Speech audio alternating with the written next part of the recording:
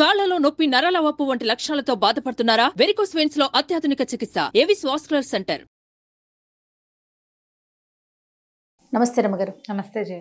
రమ్మగారు, ఏదైనా ఒక చిన్న సిరీస్ చెప్పుకుందామండి. 2 భాగాల సిరీస్ చెప్తామా? ఇది చందమామ కథే. పురాతనమైన గాథల్లో నుంచి తీసుకుని ఉంటారు బహుశా. బాగుంటుంది. ఆధ్యాత్మిక కథ కాదు కాదు, దురాశ దుఃఖానికి చేయటం. ఓకే.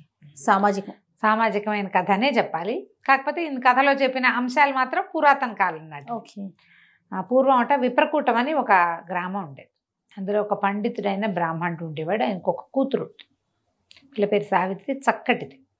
ఈయనకి శరభుడు కరభుడు అని 2 శిష్యులు ఉండేవాళ్ళు. చాలామంది శిష్యుల్లో వీళ్ళేం పెద్ద చదువు అంటేది కాదు. ఎలాగైనా తెలివితేటలతో డబ్బు సంపాదించి ధనవంతులు అవ్వాలని ఒక కోరిక ఉండేది పాపం వాళ్ళకి. అయితే ఏమైందట, ఒకనాడు ఒక బ్రాహ్మణ ఆయన, ఒక కొంచెం వృద్ధుడు ఒక ఆయన వీళ్ళ వాకిట్లోకి వచ్చాడు. వాకిట్లో పిల్లని చూసి ఆగాడు సావిత్రిని. ఆగేసరికి పిల్ల లోపలికి వెళ్ళి వాళ్ళ నాన్నగారికి చెప్పింది, నాన్న ఎవరో వచ్చారు వాకిట్లో నుంచున్నారంటే, ఆయన బయటకు వచ్చి ఈయన వృద్ధుడుగా ఉన్న ఆయన్ని చూసి, అయ్యా రండి, ఏ ఊరు, ఈ పూటకు మా ఇంట్లో విశ్రాంతి తీసుకోండి. ఆ రోజులు ఆ కాలం ఎలాంటిది, 100-150 ఏళ్ల క్రితము ఇట్లా దారిపోయే వాళ్ళని కూడా పిలిచేవాడు, అతిథి అభ్యాగతి అనేవాళ్ళు. ఓకే. అతిథి అభ్యాగతులకి భోజనం పెట్టడం. ఈ పూట మా ఇంట్లో భోజనం చేయండి, ఎక్కడి నుంచి బయలుదేరారు, ఏమిటి అని కనుక్కున్నాడు. కనుక్కుంటే ఆయన పేరు కామగ్రీవుడు, వచ్చిన ఆయన పేరు. అయితే ఆయన, నేను కాశీ నుంచి వస్తున్నాను, స్వగ్రామం వైపు వెళ్తున్నాను అని చెప్పి, సరే ఆ పూట వాళ్ళ ఇంట్లో స్నానం చేసి భోజనానికి కూర్చొని చక్కగా శుభ్రంగా భోజనం చేశాక, ఆ చిన్నపిల్ల 10 ఏళ్ళు ఉన్నాయి ఆ సావిత్రికి, కూర నార అందించింది వంట చేసేటప్పుడు. వాళ్ళ అమ్మ భోజనం చేసేటప్పుడు నెయ్యి పెరుగు పట్టుకొచ్చింది. పిల్ల అటు ఇటు తిరుగుతుంటే చూస్తున్నాడు ఆయన. సరే ఏమైంది, భోజనం అయ్యి విశ్రాంతిగా తమలపాకులు వేసుకోవడానికి వాకిట్లో కూర్చున్నప్పుడు, మీతో ఒక విషయం రహస్యంగా మాట్లాడాలి, ఒక పక్కకి రండి అన్నాడు. ఆ ఇంటి ఆయన, ఆ పిల్ల సావిత్రి వాళ్ళ తండ్రి, ఆ పండితుడు వచ్చి శిష్యులను పంపించేసి ఈ కామగ్రీవుడి దగ్గర కూర్చున్నారు. కూర్చుంటే కానీ వీళ్ళిద్దరూ, ఒక శరభుడు కరభుడు, ఏమిటి ఎవ్వరూ ఎప్పుడు రహస్యాలు మాట్లాడరే మన గురువుగారితోటి, ఏనాడు జరగదు. ఏమిటో ఆ రహస్యం విందామని గుమ్మం పక్కనే పొంచి కూర్చున్నారు. మిగిలిన శిష్యులంతా పోయారు, వీళ్ళిద్దరు మాత్రం నుంచున్నారు. ఈ కామగ్రీవుడు చెప్పాడు, అయ్యా మీ అమ్మాయిని నాకు ఇచ్చి పెళ్లి చేయండి, నేను వృద్ధుండని ఏమి శంకించకండి, నేను అవివాహితుడినే, నేను వృద్ధుండని బాధపడద్దు, ఆలోచించద్దు. నేను చాలా కాలం కాశీలో పరిశ్రమ చేసి 2 అత్యద్భుతమైన విద్యలు తెచ్చుకున్నా. ఒకటి పరకాయ ప్రవేశము, రెండోది ఇంద్రజాలము. నాకు అక్కడ కాశీలో గంగా స్నానం చేస్తున్నప్పుడు గంగలో పడిపోయాను. మెట్టు తగిలి పన్ను విరిగిపోయింది. విరగటం వల్ల నేను మంత్రం, అది నాకు పారదు. ఆ మంత్రాన్ని నేను ఎవరికైనా ఇవ్వగలను, ఎవరికో ఇవ్వటం నాకు ఇష్టం లేదు. మీ అమ్మాయిని నాకు ఇచ్చి పెళ్లి చేయండి, నాకు సంతానం కలిగితే పిల్లాడికి ఒడుగు చేసి మంత్రం ఇవ్వదలుచుకున్నా, నాకు పురుష సంతానం అవకాశం ఉంది నా జాతకంలో అని అడిగితే వాళ్ళు ఒప్పుకోలే. ఆయన ఏమన్నాడంటే, పండితుడు, అయ్యా క్షమించండి, లేక పుట్టిన పిల్ల, మరి కొంచెం చేలోకుగా ఉన్న కుటుంబాన్ని చూసుకుని పిల్లవాడిని మా దగ్గరే పెట్టుకోవాలనుకుంటున్నా. 10 ఏళ్ల పిల్లలకి 14 ఏళ్ల పిల్లవాడిని పెట్టుకుని చదివించుకుని పైకి తీసుకొస్తా.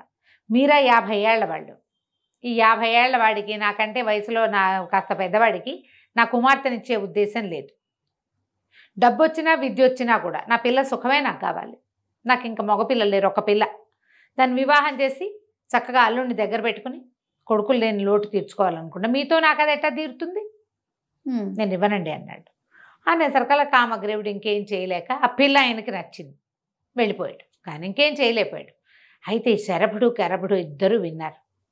పిల్ల నుంచి పెళ్లి చెప్పదే పీడాబోయిరి, ఈ ఇంద్రజాల విద్య, పరకాయ ప్రవేశ విద్య మనకెక్కడి నుంచి వస్తాయి, అవి చెప్పగలిగే వాళ్ళు లేరు, వాటితో ఎంత డబ్బైనా సంపాదించుకోవచ్చు అని చెప్పి గురువుగారికి టాటా బై బై చెప్పేసి, ఇక విద్యాభ్యాసం లేదు, ఏమీ లేదు, ఈ ముసలాయన వెనకాల తిరిగి అవి కనుక సంపాదిస్తే చక్కగా సంపాదించుకోవచ్చు, బాగా సెటిల్ అవ్వచ్చు అని భావించి ఆయన వెనకాల పడి వెళ్ళారు. ఆ కామగ్రీవుడి వెనకాల ఆయన ఊరు దాటే సమయానికి ఆయన్ని కలుసుకున్నారు. ఆయన ముసలాయన నిదానంగా నడుచుకుంటూ పోతాడు. 50 దాటిన ఆయన, వీళ్ళేముంది 20లో ఉన్నవాళ్ళు.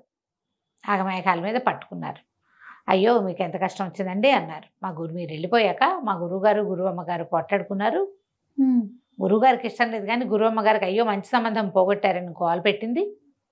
మీరేమో వచ్చేసారు కదా, సరే మాకు కూడా బాధేసిందండి, మీలాంటి అత్యద్భుతమైన వ్యక్తికి పిల్లనివ్వకపోవటం ఏంటి మా గురువుగారు, అదే మాకు కాస్తలో తప్పిపోయిన బావగారు మీరు, మేము మీతో పాటే ఉంటాం, మీకు ఏదైనా పిల్లని చూసి పెళ్లి చేస్తామండి, మమ్మల్ని మీతో ఉంచుకోండి అన్నాడు. అనేసరికి సరేనన్నాడు. రకరకాల ఊళ్ళల్లో తిరిగారు. ఏ ఊళ్ళో అయినా ఆయన ఎవరి పిల్లలనైనా చూసి పిల్లని చేసుకుందాం అనుకున్నప్పుడు వీళ్ళు సరే సరే అని ఆయన ఎంకరేజ్ చేస్తూనే అటు వాళ్ళ దగ్గరికి వెళ్ళి ఈయన బతకడండి, వద్దండి, అలా విద్యలు కాసిపడి పిల్లల్ని పాడు చేసుకోకండి అని పెళ్లి చెడగొట్టేసేవారు. ఒక 7-6 సంవత్సరాలు పట్టింది ఇట్లా. ఆయన దగ్గర డబ్బు ఉంది, వీళ్ళకి భోజనానికి ఇబ్బంది లేదు, ఏ ఊరు వెళ్ళినా భోజనం గడిచిపోతుంది, వీళ్ళకి ఆ విద్య కావాలి, ఇంకొక 6-7 ఏళ్ళు పట్టినా పర్వాలేదు. చివరికి ఏమైంది, ఆయనకి పెద్ద జబ్బు చేసింది ఒకసారి. ఒరే నాయన నేను చచ్చిపోతానురా, మరి నా విద్యలు ఇట్టగిపోయేలాగా ఉన్నాయి అని ఏడ్చాడు. ఏడిస్తే వీళ్ళన్నారు ఎందుకండి పోతాయి, వాడుకోటి నాకోటి ఇవ్వండి, 7 ఏళ్ళుగా మిమ్మల్ని అంటి పెట్టుకుని ఉన్నాం మేము, అడిగి వివాహం చేయడానికి ఎంత ప్రయత్నం చేశాం, అదేమో కుదరలేదు, మరి మీరు ఆ పని చేయండి అంటే సరేనని ఏం చేశాడు, చేరుకో విద్య ఇచ్చాడు. ఆ ఉపదేశం అది ఎట్లా, ఒకసారి ఉపదేశం చేశామంటే ఇక మనకు ఉండదు, విద్య ఇవ్వటమే, ఇచ్చేయటం. మామూలు విద్యలు స్పెషల్ కదా, అదేలేండి, స్పెషల్ అవ్వటం వల్ల మళ్ళీ ఆ విద్య వాళ్ళకు కూడా ఉండాలి అంటే చాలా సాధన కావాలి దానికి. ఈ కామగ్రీవుడు తెచ్చుకున్న చోట ఎక్కడి నుంచి తెచ్చాడో ఆ గురువు ఏదో మహామాంత్రికుడు, ఇతనికి ఇచ్చిన వాళ్ళకి పోలా, ఈయనకి అంత లేదు, ఈయన 7 ఏళ్ళుగా ఏమైంది ఉపాసన ఏం లేదు, విద్యలు ఉన్నాయని తిరుగుతున్నాడు, ఆ విద్య తనకు కూడా ఉంచుకునే ప్రయత్నం ఆయన చేయలే, అది ఎట్లాగో శిష్యులకి చెప్పలేకపోయాడు. చేరుకో విద్య తీసుకున్నారు. అక్కడి నుంచి ఇద్దరు కలిసి బయలుదేరారు. బయలుదేరి ఏదో ఒక రాజును ఆశ్రయించి ఇది చేయాలనుకున్నారు. ఒక ఊరు వెళ్ళేసరికల్లా ఏమైంది, రాజుగారికి జబ్బు చేసిందని చెప్పారు. చెప్పంగానే ఇందులో ఏంటి, కరపుడు శరభుడు కదా, శరభుడికేమో ఈ విద్య వచ్చింది పరకాయ ప్రవేశం, కరభుడికేమో ఇంద్రజాలం వచ్చింది, శరభ కరభ. ఈ శరభుడు ఈయన కరభుడు కనిపించింది, అయ్యి బాబోయ్ ఇప్పుడు ఆ రాజుగారు కనుక చచ్చిపోయాడంటే వీడెళ్ళి బడబ శరీరంలో దూరిపోతాడు, రాజు అయిపోతాడేమో, వాళ్ళల్లో వాళ్ళకే అలా అనిపిస్తుంది. రాజు అయిపోవచ్చు, అవకాశం ఉంది, రాజు అయిపోయేందుకు అవకాశం ఉంది. కానీ ఏమైంది, ఇంతలో జబ్బు తగ్గిపోయింది అన్నారు రాజుకి. వాడికి వచ్చేస్తుందని వీడేడ్చాడు, ఇప్పుడు వీడికి వచ్చిందని వాడు ఏడుస్తాడనమాట. అక్కడి నుంచి రాజుగారు అనారోగ్యం తగ్గగానే రాజుగారికి కొంచెం ఆహ్లాదాన్ని కలిగించాలి కదా, ఆయన ఓపిక లేదు, మంచాన్ని పడి ఉన్నాడు, జ్వరం తగ్గింది, ప్రాణాపాయం తప్పింది. కానీ ఈ కరపుడు అక్కడికి వెళ్ళి చక్కగా తన విద్యలన్నీ ప్రదర్శించి ఇంద్రజాలం రాజుగారి దగ్గర నుంచి ఎన్ని బహుమతులో తీసుకున్నాడు. రాజు కొద్ది రోజులు నా దగ్గరే ఉండమనగానే 2వ బడికి ఒళ్ళు మండిపోయింది, ఈ పరకాయ ప్రవేశం బడికి. సరే నేను ఇక్కడే ఉండి ఏం చేస్తాను, బహుమతులన్నీ వాడు తెచ్చుకుంటుంటే వాడు హాయిగా ఉంటాడు అని చెప్పి స్నేహితుడి మీద కుళ్ళుతోటి వేరే రాజ్యానికి వెళ్ళిపోయాడు. ఎన్నాళ్ళో ఈ ఇంద్రజాలం వాడు ఈ రాజుగారి దగ్గర ఉండి కొంతకాలం అయిన తర్వాత ఇంక ఈ ఊళ్ళో అలవాటు అయిపోయింది, కొత్త కొత్త విద్యలు రావు, ఏవో కొన్ని రకాలే చేయగలుగుతారు. సరే తను కూడా బయలుదేరి వెళ్ళాడు. ఈ మొదట వెళ్ళిన పరకాయ ప్రవేశ విద్య వాడు ఉన్నాడు కదా, వాడు ముందుకెళ్ళాక వాడు వెళ్ళిన రోజున రాజు మరణించాడు ఆ రాజ్యంలో.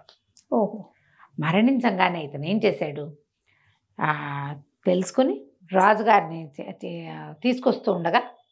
తీసుకొస్తారు ఇంకా కాసేపట్లో, పాడిక అవన్నీ కడతారు, కట్లు సవారీ కట్టి తీసుకొస్తారు అని చెప్పి తెలిసే లోపల ఇతను ఏం చేశాడంటే చితి పేర్చుకుని దాని మీద పడుకుని తన శరీరాన్ని తగలబెట్టేసి ఆత్మతోటి వచ్చి రాజుగారి శరీరంలో పరకాయ ప్రవేశ విద్యతో వచ్చేసాడు. రాజు చచ్చిపోయాడు అనుకున్న రాజు మొత్తం 10 మంది వైద్యులు సర్టిఫై చేశారు, చచ్చిపోయాడు అయిపోయిందని లేచి కూర్చున్నాడు. మరి ఇతను వచ్చేసాడు కదా, లేచి కూర్చునేసరికి వాళ్ళు అందరూ ఆశ్చర్యపోయారు. అది ఎప్పుడు జరిగింది, రాజుగారి మరణం ముందు రోజు సాయంకాలం జరిగింది. మర్నాడు ఉదయానికి ఈయన్ని కదిపే సమయానికి వాళ్ళ ఆచార ప్రకారం రాణిగారి సువాసన చిహ్నాలన్నీ తీయించేశారు. ఆవిడ బోసిగా ఉండిపోయింది. మొదట ఈయన రాణి దగ్గరికి వెళ్ళాల, ఇతను ఏదో ప్రవర్తన విపరీతంగా ఉంది, రాజుకి ఏదో వెకిలి ప్రవర్తన వచ్చింది అనుకున్నాడు. చచ్చి బతికితే హుందాతనం రావాల్సింది పోయి వీడికేంటి వెకిలితనం వచ్చింది ఈ రాజుగారికి అనిపించింది. వెకిలిగా అయ్యాడు, ఏదో ధోరణి. ఎందుకంటే ఈ విద్యలు నేర్చుకున్నవాడు ఎవడు, ఒక బ్రాహ్మణ యువకుడు, అది కూడా పరమ నిరుపేదవాడు, నిరుపేద, చిన్న జీవితం, రాచరికపు జీవితంలో ఎలా ఉండాలో ఏమిటో ఏమీ తెలియదు, ఎలా తినాలో కూడా తెలియదు. వాళ్ళ తిండి వేరు, ఇతని తిండి వేరు. అలా అక్కడికి ఒక ఆయన వెనకాల పడి 7 ఏళ్ల పాటు తిరిగి తిరిగి తిరిగి ఆ ఊళ్ళో ఈ ఊళ్ళో ఎవరింట్లో పడితే వాళ్ళ ఇంట్లో తిని వండుకు తిని కొద్దిపాటి ఆహారానికి అలవాటు పడి ఉన్నవాడు. ఈ చచ్చిపోయిన రాజుగారేమో భోజన ప్రియుడు. అన్ని పద్ధతులు వేరు కదా. పట్టుబడిపోతే రాణిగారికి ఏదో డౌట్ వచ్చింది. క్రమంగా ఈ రాజు ఏం చేశాడు, రాజు వేషంలో ఉన్నవాడు.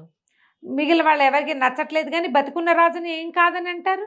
ఎట్టగొట్ట రాచరికం నడుస్తుండేది. రాణిగారి దగ్గరికి వస్తున్నానని కబురు పెట్టాడు. నెల తిరిగేసరికి ఆవిడ నేను విధవని, వీడెవడో నాకు తెలీదు, నా దగ్గర రావడానికి వీల్లేదు, అంతఃపురంలో అడుగు పెట్టేందుకు కుదరదు అని చెప్పేసి ఆవిడ సువాసన చిహ్నం ఏది ధరించేది కాదు.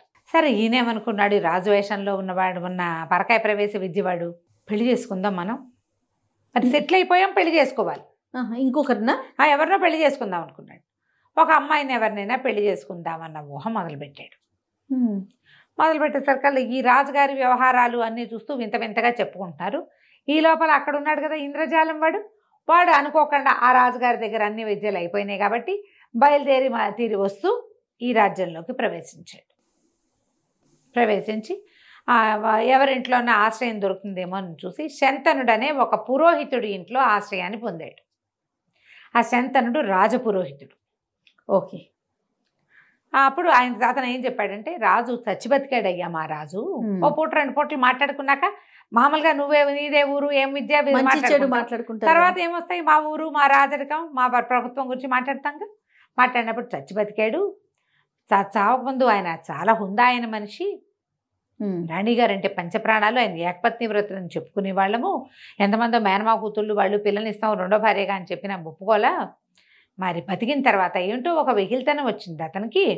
మరి ఇప్పుడు పెళ్లి చేసుకుంటానంటున్నాడు, పిల్లని చూడమంటున్నాడు నన్ను అని చెప్పాడు. చెప్పంగానే ఇతని డౌట్ వచ్చింది, వీడు కానీ మన ఫ్రెండ్ ఏమో, రాజుగారి శరీరంలో దూరేశాడు, మరి ఇప్పుడు ఏం చెయ్యాలి అని ఆలోచించి, అన్న ఓ పని చేద్దాం, మన దగ్గర అద్భుతమైన విద్య ఒకటి ఉంది, నువ్వేం చేస్తావంటే ఈ రాజు నిజం రాజు అవునో కాదో నేను కనిపెడతా. మా స్నేహితుడు ఒక పూర్వపరిచేస్తుడని నాకు అనుమానంగా ఉంది. ఎవడో పరకాయ ప్రవేశ విద్యతో రాజు శరీరంలో ప్రవేశపెట్టారు. మరి నువ్వేం చేస్తావంటే రాజుగారికి ఊరికి ఉత్తరంగా ఒక అద్భుతమైన వనం ఉందని, అందులో ఒక మహాసౌందర్యవతి అయిన అమ్మాయి యువతి ఉందని చెప్పు, నేను నా ఇంద్రజాలంతో అది పన్నుతాను అదంతా అంటే. సరే శంతనుడు ఏం చేశాడు, కుర్రాడే అతను కూడా, పెద్దవాడేం కాదు, వీళ్ళిద్దరు దగ్గర వయసు వాళ్ళు.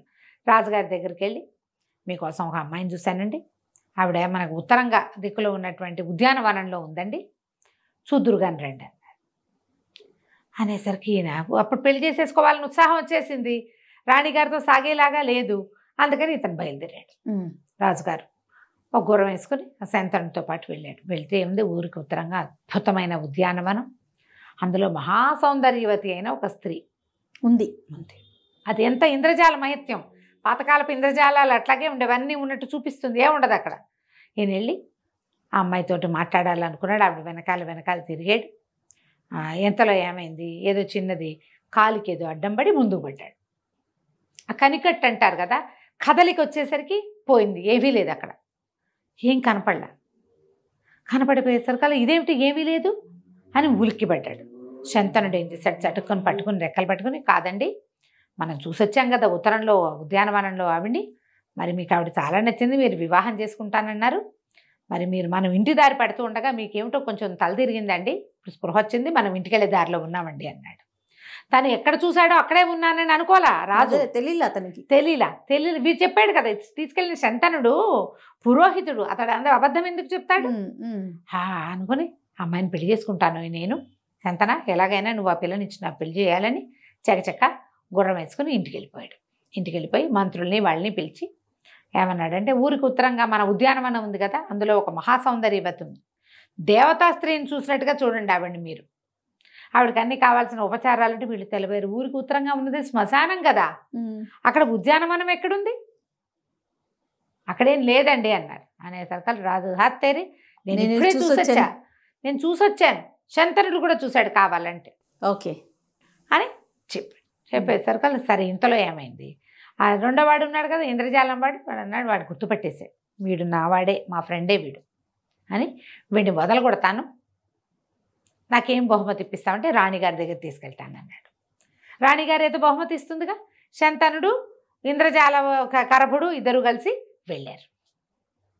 వెళ్ళేసరికల్లా ఆవిడికి చెప్పాడు, అమ్మా ఈ మన రాజుగారి శరీరంలో ఒకడెవడో దుష్టశక్తి ఒకడు ప్రవేశించాడు, వాడిని తను వదలగొడతానంటున్నాడు, మరి మీతో మాట్లాడతానంటే తీసుకొచ్చాననేసరికల్లా ఇంతలో ఏమైంది, యువరాణి కీర్తిసేన రాజుగారికి ఒక 16 సంవత్సరాల కూతురు, ఓకే, మహాద్భుత సౌందర్యవతి. ఆ పిల్ల కూడా వచ్చింది. ఈవిడ రాణిగారు చెప్పింది, అయినా నీకేం కావాలంటే అది ఇస్తాను ఆయన, ముందు అతన్ని ముందు ఈ వ్యవహారం సంగతి తేల్చు, మరి అమ్మాయికి వివాహం చేసి అల్లుడిని రాజుని చేసుకుందాం. వివాహయోగ్యమైన వయసు వచ్చిందని పిల్లని పరిచయం చేస్తే ఈ ఇంద్రజాలం వాడికి ఆ యువరాణి మీదకి పోయింది మనసు. ఎంత బాగుందో, ఈ పిల్లని పెళ్లి చేసుకోవాలనిపించింది ఎలాగైనా సరే. ఇప్పుడు వీడికి ఇంద్రజాలం పన్ని ఎట్లా రాకుమార్తెను పెళ్లి చేసుకున్నాడు, ఏ రకంగా రాజు శరీరంలో నుంచి వాడిని పోగొట్టాడో మనం వచ్చే భాగంలో తెలుసుకుందాం. తప్పకుండా అండి. నమస్తే. నమస్తే. సుమన్ టీవీలో మీ పర్సనల్ అండ్ బిజినెస్ ప్రమోషన్స్ కోసం కింది నెంబర్కి కాంటాక్ట్ చేయండి.